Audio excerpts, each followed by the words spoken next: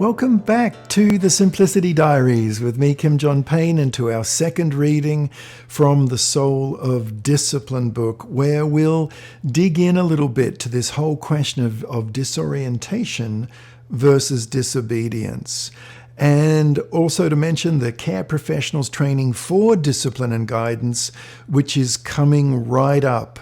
If you're an educator, a care professional of any kind, a nurse, a doctor, a therapist, anyone who's interested in that professional work supporting parents, that is coming right up. It's in the show notes. Give a click, take you right to the page. But let's just jump right into this exploration of this key principle. And I'll jump right into the text of the Soul of Discipline book again. And as I did last time, we'll be coming out of it, and I'll give some more updated comments as well. And that's particularly for those of you who know the book a bit as well. That hopefully will be helpful. Okay. Disobedient or disoriented. How many times have we heard the expression, he's a lost soul? We can sense when this is the case in someone close to us, such as a relative or a friend, or even a public figure in the wider community who causes us concern. To be lost and have no one to help us find our way, it's the stuff of nightmares. And no one likes to be disoriented. And, and few things in life are more unsettling. But children are particularly vulnerable when it comes to feeling lost and unsafe. We know there is too much coming at them all the time in today's frenetic world, and few adults amongst us have had to cope with the incessant stream of images, impressions, ideas, attitudes, conflicting messages that modern kids must navigate. We are, quite frankly, living in the midst of the undeclared war on childhood.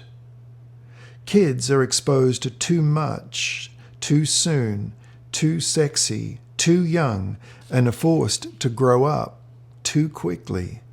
As a result, disorientation and heightened anxiety have become the new normal. So it's no wonder what troubling behavior surfaces more and more often at home and at school. As parents, we want to shield our children as much as possible to provide a safe haven for them from the unrelenting buzzing and booming and the fever pitch of modern life. In this climate, disciplining a so-called disobedient child can be quite challenging. We often feel like we're fumbling in the dark. We try so hard to say and do the right thing with the appropriate amount of energy and emphasis. We want to guide our children to teach them how to behave and how to not behave. Our ultimate goal is to prepare them to handle themselves well when they set sail into modern society's often difficult waters. So you can see echoes in that little opening part of that chapter of the Simplicity Parenting book. And it's really, I think, super important. It's only become more and more the case that life is speeding up, that things are in recent years, right around our world, have become so unpredictable. And this is very disorienting for kids. So that's the starting point for this. But I think that has only increased the need to understand disorientation versus disobedience. Setting the foundation, understanding disorientation. The way we perceive and approach misbehavior is the key to diffusing our children's difficult and sometimes explosive conduct. A critical shift in our approach to parenting takes place when we begin to understand that there's no such thing as a disobedient child, only a disoriented one. We'll examine our misconception about disobedience. If we can see our kids' challenging behavior as an attempt to orient themselves within the frenetic, confusing world they struggle to navigate, we will shift from disciplinarian in chief or crisis management specialist to a governor, a gardener, or a guide. The pinging principle. Children, tweens, and teens orient themselves in a number of ways. They may read, play creatively, listen to a story, spend time in nature, delve into a hobby, or simply decompress while hanging out with family. These types of activities form a protective sheath between them and the hardness of the real world, the world out there. They become a membrane through which kids process and digest all the good, the bad, and the busy things that are happening in their lives. Engaging in these kinds of activities is not just a form of coping.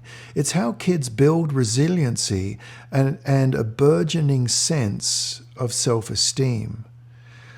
When they can find a more centered and peaceful place within, they can let go and regroup their inner resources. What they are building is a sense of knowing who and where they are in their lives. When they do this, they feel safe and well-oriented.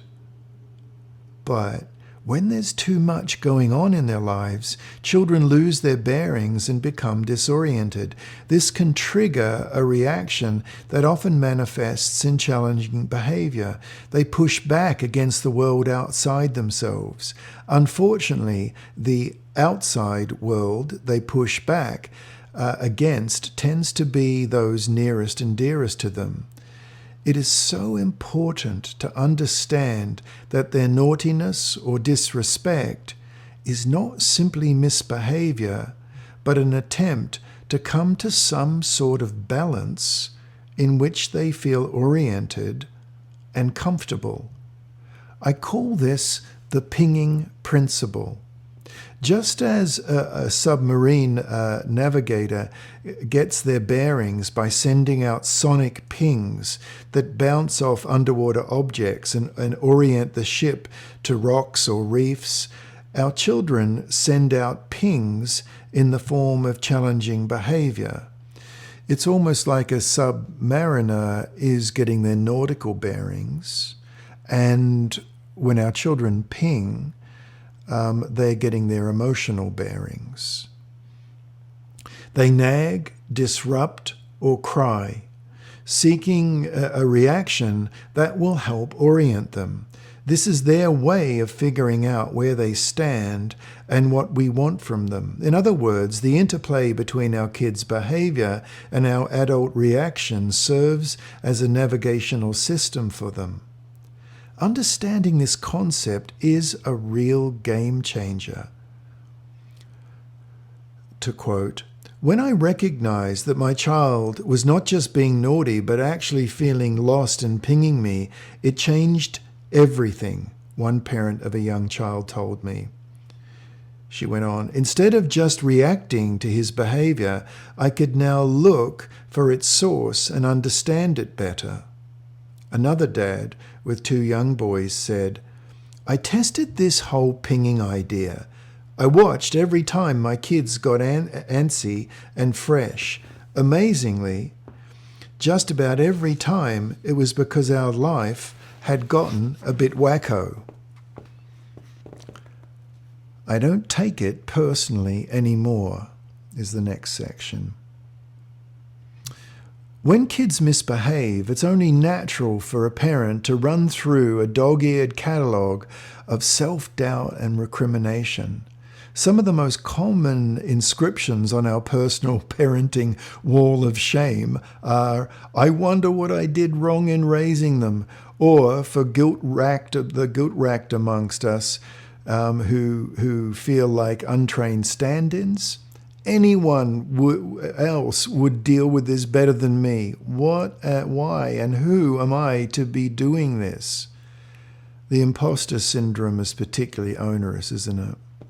Like the Wizard of Oz, who makes great proclamations but feels small and unworthy behind that screen, we may feel unprepared, incapable, and lost just at a time when our kids need us to be strong and they need us to be oriented. Feeling unmoored, we take our children's behavior personally. In a flash, we can shift from self-doubt and self-recrimination to angry reactions punctuated by comments like, "You will not speak to me that way ever," or do it right now, mister, or you'll have me to deal with," or throw in, "If I had have spoken to my parents like that." Just about every parenting expert expands on how we must stay calm in the face of bad behavior. Yep, good advice, but how? How? Because unless we have a foothold on the how, the cycle of self-blame will lead us right back to taking it personally. That catapults us to as far from a calm parent as there can be. When children are at their worst, we need to be at our best. Danny and Susan's story illustrates this well. This is a great story, by the way. I met Susan at a parenting workshop I gave in Washington, D.C. She was struggling with a very defiant boy. Together, we explored the difference between bad behavior and disorientation. To quote, "It was a real aha moment for me when I began to see that my son, Forrest's very difficult behavior was in fact a cry for orientation," she said. Before we realized this, my husband Danny and I really struggled. We treated Forrest like a little adult, presuming that he had much more control over his behavior than he really did. We figured he knew what he was doing and that he was trying to wind us up. That led to all kinds of conflict and ugly scenes. We figured he should know how to stop, and we told him so. It might seem kind of crazy to get involved in a power struggle with a 4-year-old, but that's exactly where we were. Danny was at his wits' ends too. He said, "I got so exasperated. The more I insisted Forrest was making bad choices about his behavior, that he should be capable of controlling himself, the more out of control he got. I can see now that his behavior wasn't bad, it was desperate. But back then, I would get into these battles with him. You can't believe how personal it got. But I felt he was disrespecting me as a person, and it really pushed my buttons." It's good, huh? Who hasn't been there? When Susan told Danny about the pinging principle, it made perfect sense to them both, but it upended their ingrained attitude towards their son and his behavior. "This new way of seeing the problem was scary and hopeful all at the same time," said Susan. "But the one thing it did immediately was to shift us from taking Forrest's antics personally. You just can't take it personally anymore when your son has a meltdown if you've found a place within yourself to ask, what does he need to orient himself? What can I do to help?" In the few seconds we spend asking ourselves these questions, we move from being reactive and taking it too personally to seeing the underlying forces and staying much more centered, to becoming the kind of parent that we always wanted to be. I actually asked her to write that last part down, by the way. I thought it was so great. So she went away and wrote that down. It was very kind of her. Forrest still has occasional meltdowns. He still pushes back, But Susan and Danny are relieved and grateful that the length and intensity of the difficult behaviour has diminished to such a degree that it's unrecognisable from before. Susan and Danny have undergone their own transformation, and as Danny puts it, it's like I'm me now, not some weird person arguing with a 4-year-old. Does the pinging principle apply to when a child is being deliberately challenging? Well, the answer is yes. Even when children misbehave on purpose, they still need guidance. Whether pinging behavior is conscious or unconscious, it's still a cry for help. And the last little story here. A woman we'll call Claire wrote to me about an experience she had when she was actually 5 years old. Her mother had just returned to full-time work after being an ever-present stay-at-home mum. Little Claire decided to go on an adventure.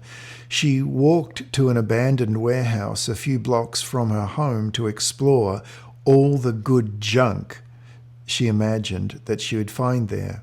What's worse, she took her 3-year-old sister with her. She said, "I knew very well it was against all the rules, but I did it anyway." A scary-looking guy discovered them coming out of the building. He called, "Go home, girls!" And they did just that, running all the way. The parents were shocked when Claire's younger sister spilled the whole story out that afternoon, and they watched the children closely for a long time afterwards, as we all would, right? Reflecting on her actions, Claire said, "I'm not sure if I was doing this, and in doing it I was directly relating to my mother going back to work, but I suspect I was feeling the need for their attention. I guess it was natural for my parents to worry after my adventure and make sure we stayed in the yard, but I certainly would never have done something like that again." The fact that Claire's parents were so attentive after their scare made her feel, as she said, safe again. Her willful disregard of the rules was quite clearly a call for attention and orientation.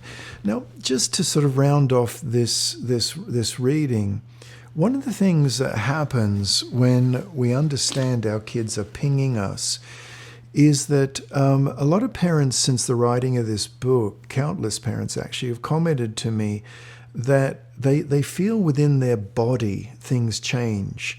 And one of the things that I've noticed, and the things I've noticed for myself and others have spoken to me about, is that our eyes soften. I've mentioned that in previous podcasts, actually, about the eyes being the arms of the heart. Our posture rounds off a little bit. We get the wondering gesture, the I wonder. Because if we wonder, like, I wonder why you're so lost, my little darling. I wonder why you're pushing back so hard, you little rotter. You know, if we wonder, we are accessing a different part of our body, and we're certainly accessing a different part of our brain. We move from the amygdala, the fight or flight brain, to aspects of our limbic system and our frontal lobes, our empathy brain. The wondering brain, the wondering brings us into a whole different part of our being. And honestly, if we wonder like this, even if we don't quite know we don't figure it out why they're being such little buggers, or teenage, pushback that we're getting, even if we don't figure it out, the fact that we wonder means our kids will pick it up. Because and this is my last point to this for today, is that when our kids are angry and defiant, they're also at their most vulnerable. And when they're vulnerable, they're scanning us, they're looking at us, they're taking us in. And if we know that this is pinging, then our whole body language, our physiognomy, our facial language, it changes just that little bit, and they pick it up. So this is the gorgeousness of this whole principle of understanding the difference between disoriented behavior and disobedient behavior, and understanding that we're being pinged. Okay, so quick reminder of the discipline and guidance training coming right on up. If you missed it, by the way, if you're listening to these podcasts after, you can just go right to our website, simplicityparenting.com, and just go right onto the wait list. We'll let you know next time it comes up. They are live. I teach these courses myself, which is one of my favoriteest things to do. It's a real treat for me. 2 times 3 hours on a Saturday, one lot of 3 hours on a Saturday, one lot of 3 hours on a Sunday, and the recordings are available, but it's live and in a Zoom format. And the feedback over the years from these care professional trainings have been that people have been able to support the parents in their lives so much more. So if you're at all interested, just go right to the show notes. You'll see them right there, or right to the simplicityparenting.com website and click on trainings. Take it right there. Okay, bye-bye for now.